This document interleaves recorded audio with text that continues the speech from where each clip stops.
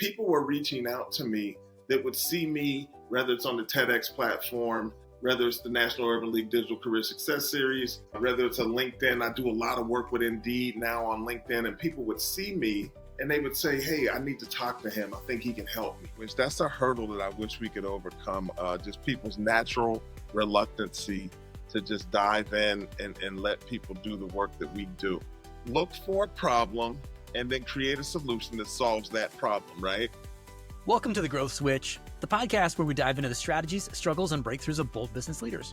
I'm your host, Jules Fox, growth strategist and lead content creator at Aries Media. I'm here to uncover how today's top brands are scaling, overcoming challenges, and unlocking sustainable success. Now, for those of you just tuning in, Aries Media helps grow successful brands with comprehensive, hands-on support for sales, business development, and performance marketing. And if you're into that kind of thing, go ahead and drop growth into the comments and we will show you how to do it. Now, today, we are lucky enough to have Kenneth Johnson on the Growth Switch podcast. He is the CEO of East Coast Executives, a trailblazing diversity recruiter. He's also a TEDxHarlem organizer, and he's the host of the Urban League's Digital Career Success Stories. He is relentlessly focused on building leadership pipelines that reflect the full spectrum of talent in America.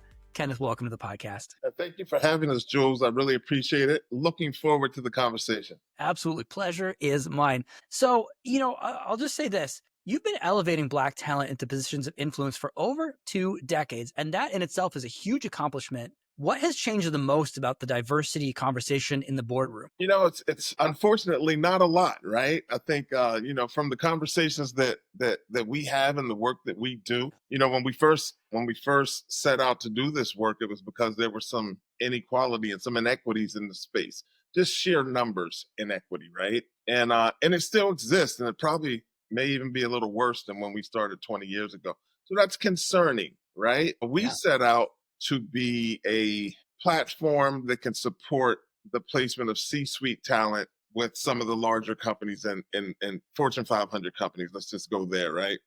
Mm-hmm. And we've had some success, not necessarily at that level, but at least supporting organizations that are committed to diversity, equity, and inclusion, and allowing them to recruit people and get them in the pipeline that may eventually one day elevate to the C-suite. So that's the work we're doing, a little different than what our goal was to start out, but nonetheless impactful in supporting workforce.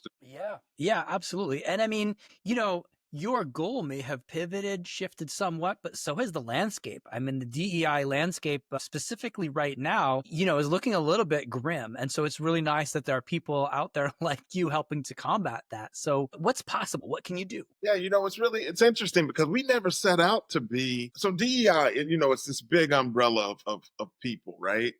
Mm-hmm. And we never really set out to be positioned in a DEI space. We believe there's some intersectionality across talent, right? So yeah, of course, we support Black and brown talent, but of course there's going to be people from the LGBTQ community, people that are veterans, people that are living with disabilities. We're supporting everybody, women, you name it. We just want the workforce to kind of balance out, right?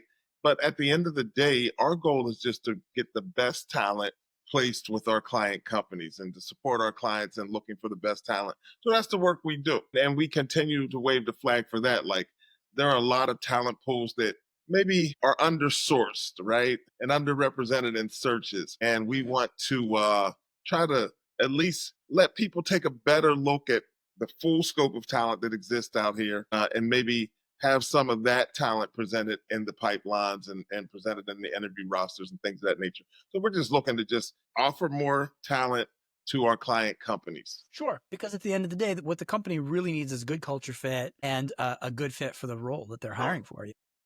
Yeah, definitely, 100%. So you understand it. We're just trying to make more people understand it, right? So that's the work we do, and that's the thing we've been tasked with, and we're happy to be a representative of that and to support any companies that are committed and sincere about their efforts to really expand their workforce. Okay, yeah. So when you were starting out East Coast Executives, what was the market fit that you saw? What was the demand that you said, hey, I need to create this company and the world needs this? Yeah. So it's interesting, right? So I was always taught to look for a problem and then create a solution that solves that problem, right? So Mhm. interesting enough, when I was coming out of college at the University of Pittsburgh, my idea was I wanted to own a temporary staffing firm. I just thought it would be a great idea to help people that were looking to get their careers jump started by providing them an opportunity to do so. And I saw that in contract staffing, temporary staffing. It helped me, right? My first real job was through a staffing firm. So I was like, oh, this would be great. Worked for staffing firms for maybe about 2 years and kind of realized that maybe that wasn't the thing I wanted to do. I wanted to be a little more intentional, maybe even a Mhm. little more strategic in the work that I did as a career path. And I wanted to own said staffing firm, right? So I was introduced to a gentleman in Philadelphia who owned an executive search firm. And he actually had provided an opportunity for me to learn that business. And that's where I saw the real impact happening. It was direct hire. They were more senior positions with organizations. And I thought that would be a great way to go.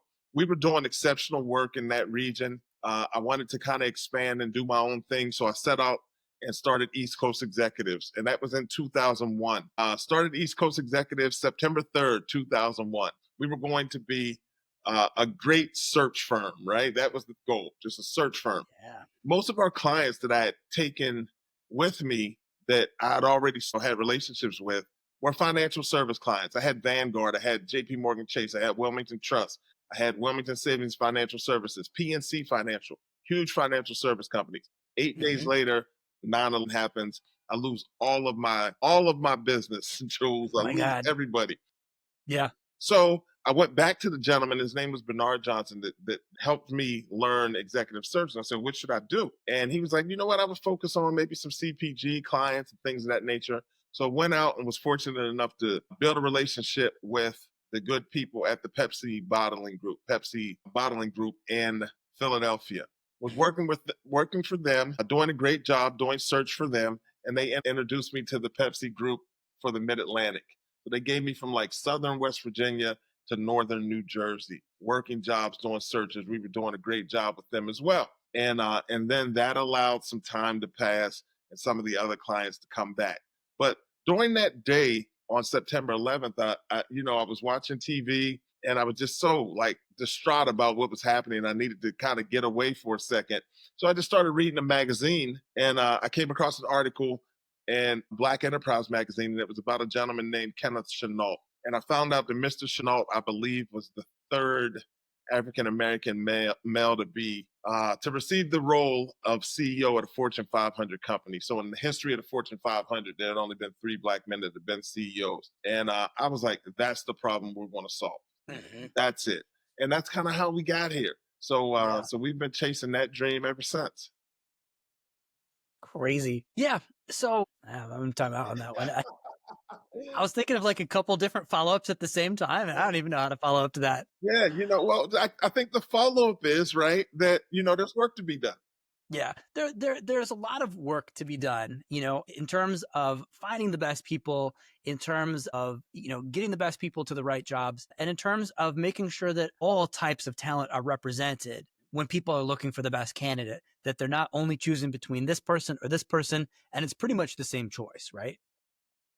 Yeah, it's everybody kind of a lot of people wonder if this is the right way to approach it. But really, for us, it's just a matter of if companies traditionally aren't searching in certain talent pools, we just want to introduce them to those pools. Hey, just there's some talent over here that maybe you're missing, right? I was Mhm. speaking with a client, and it's a big financial service client, and I don't want to share who they are, but they told me they only recruit from 12 schools, like 12 universities, and a lot of them are Ivy, right? And a Mhm. couple private institutions. And I'm like, that makes no sense to me. I understand there's some really talented people at those schools, but there are talented people everywhere. Maybe we should expand that a little. And they came along kicking and screaming, but I think they've been satisfied with the results. Oh, yeah. I mean, if a person, at the end of the day, if a person joins the company, they're a great fit, they're great at their role, then it doesn't matter how much promise that they were showing, that it really matters that they get the job done. And I think also, to your point, to piggyback on that, a lot of people look great on paper. A lot of people at private institutions, they've done these things, they've done the exact thing that they were supposed to do their whole life. But if that's not the thing that they want to do, eventually they're going to crack and they're probably not going to be a good long-term fit for a role because they're done with it, you know? Sure. And, with hiring in general, Jules, traditionally hiring has involved referral sources. And typically you refer the people that are your friends or a lot like you. And then you Hmm. get very homogeneous environments. And Hmm. I don't know if that's good for any company in today's marketplace because your customer and client base is so varied, right? It's a very, very diverse mix of clients that you're supporting and things of that nature. We live in a country that's amazing for that reason, right? But I Hmm. think sometimes our hiring approach is a little different, and I think that's skewed. So, with that being said, we want to try to, I guess, add a little bit of what's the word I'm looking for? I don't want to say diversity, but there's no better word to the hiring pool. Yeah, yeah, yeah. Spice. How about Yeah, add a little bit we'll of take that. spice, We'll you take know? that. Yeah, yeah, yeah. We just Yeah. want to, and look, to your point, it's talented people all over the world. So let's and there's ideas with that, and I can sit here and talk about the numbers where they say, oh, diverse teams outperform homogeneous teams, and all of this stuff, right? But everybody Mhm. knows that now. So now it's just a matter of if we want to do the work. Yeah, yeah, yeah. Or if people are ready to shift, if they're ready to absorb scientific data and information and take that for what it is versus their own opinions. It can be hard for people sometimes to overcome their own opinions. For sure, and I think we're in a day and age of AI, the AI era. So we're starting to maybe use some different tools to source and resource. And there's some challenges with that, but anything that can kind of level playing fields or at least let some of the top talent rise to the top, I think is a Mhm. huge plus for any talent acquisition arm of an organization. Yeah. And speaking of apps and resources, you created BlackBox. It's a career consciousness platform for Black men and women, so that they can get better. And this is not necessarily a for-profit thing, right? This is just you giving back to the community and helping elevate all these people to their best selves so they can become better talent. What inspired that vision? Yeah, it's so I don't, inspiration's one thing, but necessity is another. Mm. I received countless calls. We live in such an amazing day and age because LinkedIn is here. It's a great resource. We may have even connected on LinkedIn initially, right? And Mhm. now we're here doing this. So you have these tools and resources, and people were reaching out to me that would see me, whether it's on the TEDx platform, whether it's the National Urban League Digital Career Success Series, whether it's on LinkedIn. I do a lot of work with Indeed now on LinkedIn, and people would see me and they would say, hey, I need to talk to him. I think he can help me. And I Mhm. just wouldn't have the opportunity and or the time to support them. And it drove me crazy because I used to be me. I was a Yeah. person that used to look for help and support and knowledge from people. And sometimes I just didn't have the time to do it. It's at scale now because anybody can go to LinkedIn. So I might get 15 to 20 LinkedIn invites per day from Yeah. people. And they're typically asking for a little bit of support, right?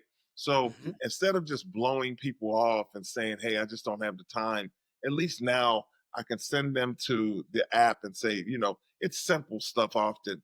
Tell me a little bit about behavioral based interviewing. How do I prepare for this, right? Do I need a cover letter for my internship? Things like that. And there's so many tools and resources. So I just pulled a lot of them together. A lot of the stuff is just things that I've sat on because people want to hear it from my voice. Mhm. Workshops that I've done or things that I've been a part of or articles that I've written. And you can find it all there. But it's not just me, it's a lot of other people that have contributed as well. But I just wanted to put information in a place that was accessible to those individuals that are looking for it. Yeah, and you received such great mentorship when you were younger. In a sense, it's like giving that mentorship, but amplified among so many people because now there's almost a limitless number of people you can reach with this. My dad was a great mentor. He provided a lot of resources for me to kind of follow through and even a network that I could tap into. Mhm. Everyone doesn't have that or even the ability to tap into that.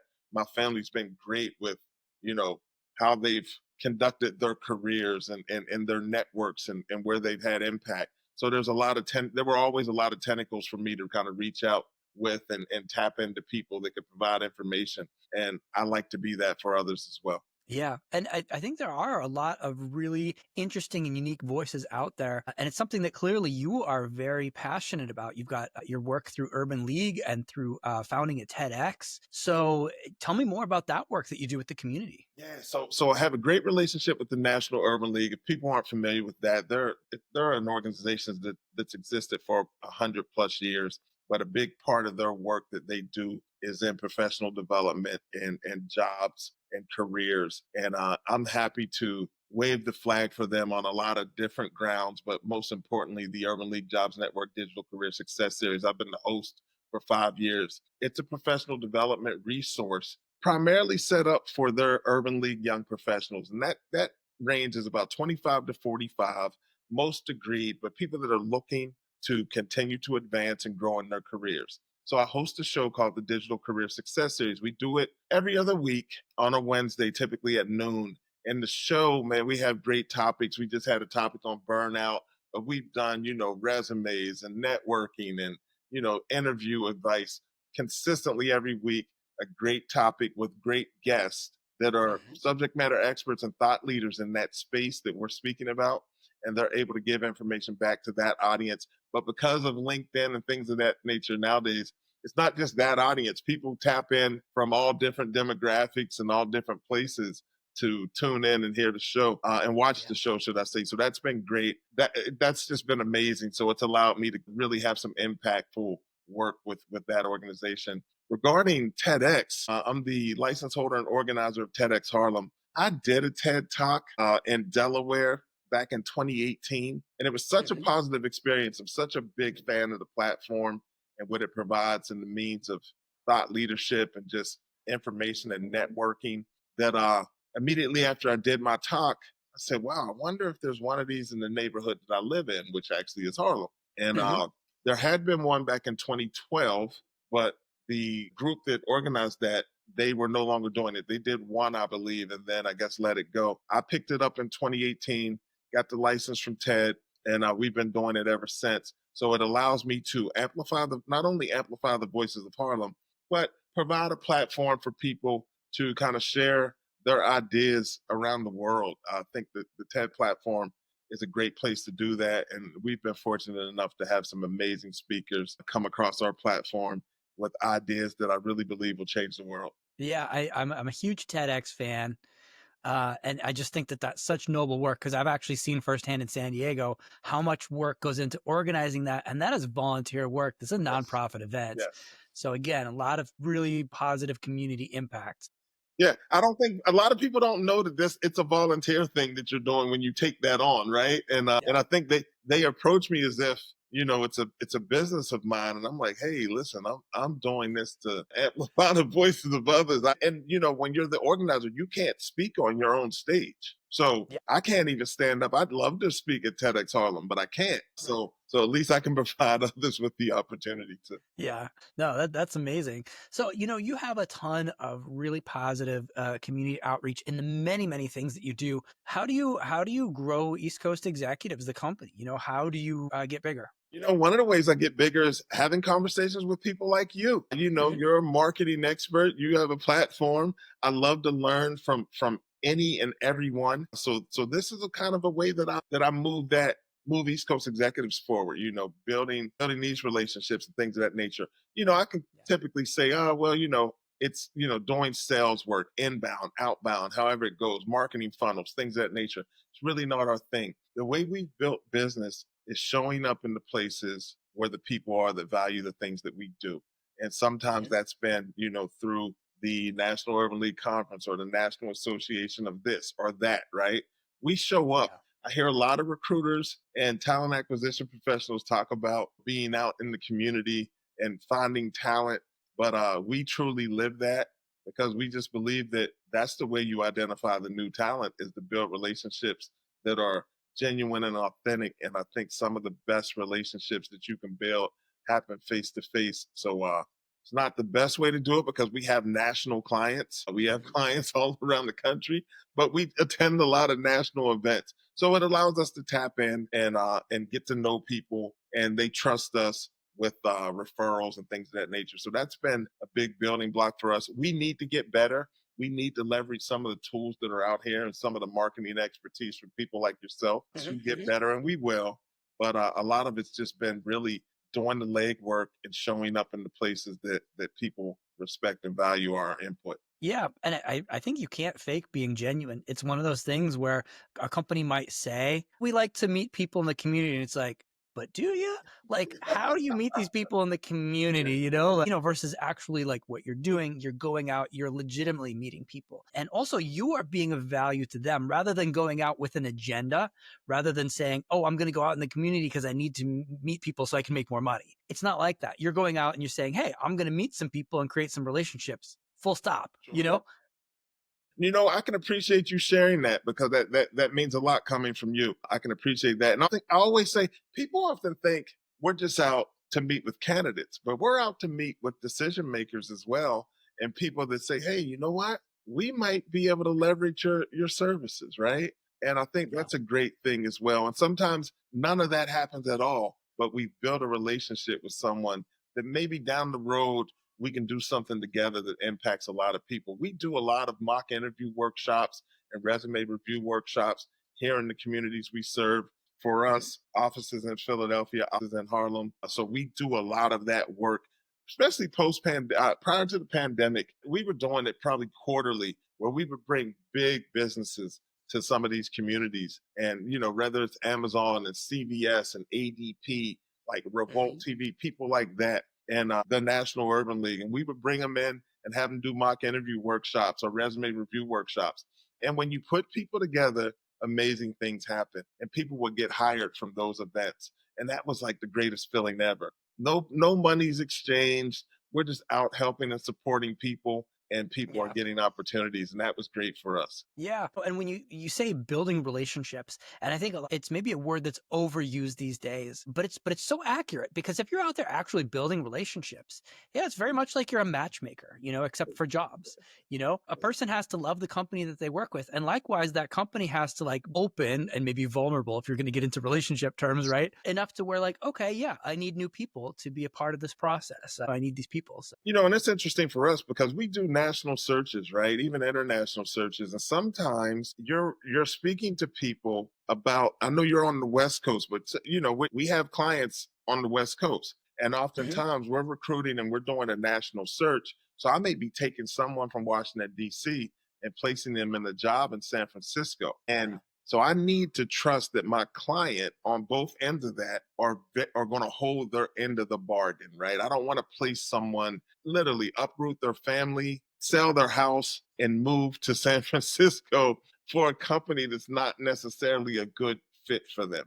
So, yeah. our searches are, I think there's some substance to our searches that often make you have to really take a deeper dive into both sides of that. How's the Mhm. company? How's the candidate? And it works both ways, right? Companies pay us a substantial fee to find and identify people for them. And we want them to come back and continue to work with us. So we Yeah. try to vet our candidates as best we can and position them to be successful within the organization. So it's a lot of work, but when it works, it's a beautiful thing, and you build relationships through that as well. Yeah. Oh, that's super sweet sentiment. Now, you do so much work building for other people. Let's talk about building for your own company. If there were one thing that you could do, if there were one roadblock you could just sweep out of the way so that you could 10x your company over the next 3 years, what would that be? Like, what is the sticking point between you connecting with the right companies so that you can deliver more of these good people to them? I think oftentimes people read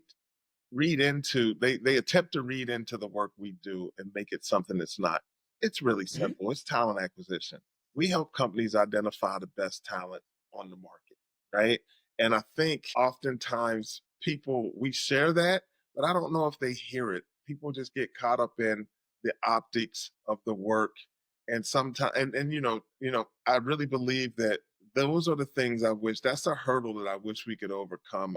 Just people's natural reluctancy to just dive in and let people do the work that we do. So once we get past that and they understand that, there's a value in the work, there's a business imperative associated with the work, then our relationships last for years because Mhm. it's so genuine and it's so just it's the right. It's everybody wants good talent. When I can, typically what I'll ask someone, they'll give me a job search, right? They'll give me a search. So let's just say it's the chief marketing officer. And I'll say to the talent acquisition person or the hiring manager, so it may be, the CEO, hey, I have a question for you. If when we circle back and have a conversation this time next year, what will this person accomplish that'll make you smile? And they'll tell me, hey, we need them to take care of this, and we need kind of some strategy around, this organizationally. And I love having that conversation 9 to 12 months later.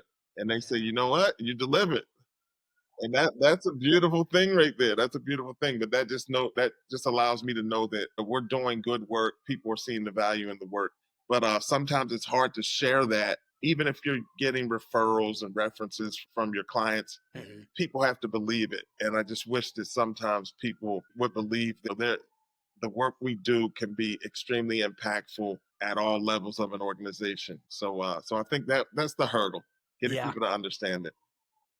So how do people find you? How do people work with you? Let's talk about job seekers. They're going to want to work with you. And let's talk about also companies. Obviously, they're going to want to work with you as well. So it's pretty simple for us. Yeah. It's eastcoastexecutives.com. That's the website. Comprehensive. Everything can be found there. Yeah. Like, I think to the focus of this conversation, we're outside. Yeah. We really are outside doing the work. So people can find us at thought leadership events and things of that nature. But more importantly, if you go to eastcoastexecutives.com, you can find out everything you want to about us. And also there's a form there that allows you to basically submit your information and we can have a conversation. I'm always open to conversations. That's the work we do. I'm a recruiter, so all the time, all we do is conversations. My father used to say, you should be a lawyer. You love to talk, right? But it's a recruiter. I'm like, we do more conversations. So it's about reaching out to us online at eastcoastexecutives.com and starting the conversation. And let's just see if we can be of value. Yeah, and for all of the viewers, for all of the listeners, just go ahead and look into the show notes. You're going to find all of the links where you can connect with Kenneth. Kenneth, thank you so much. It's been really wonderful having you on the podcast. I really appreciate your time and energy. It's been amazing, Jules. I appreciate the work you're doing at Ariz Media, and keep doing it, man. This podcast is great. Thank you. Appreciate it so much.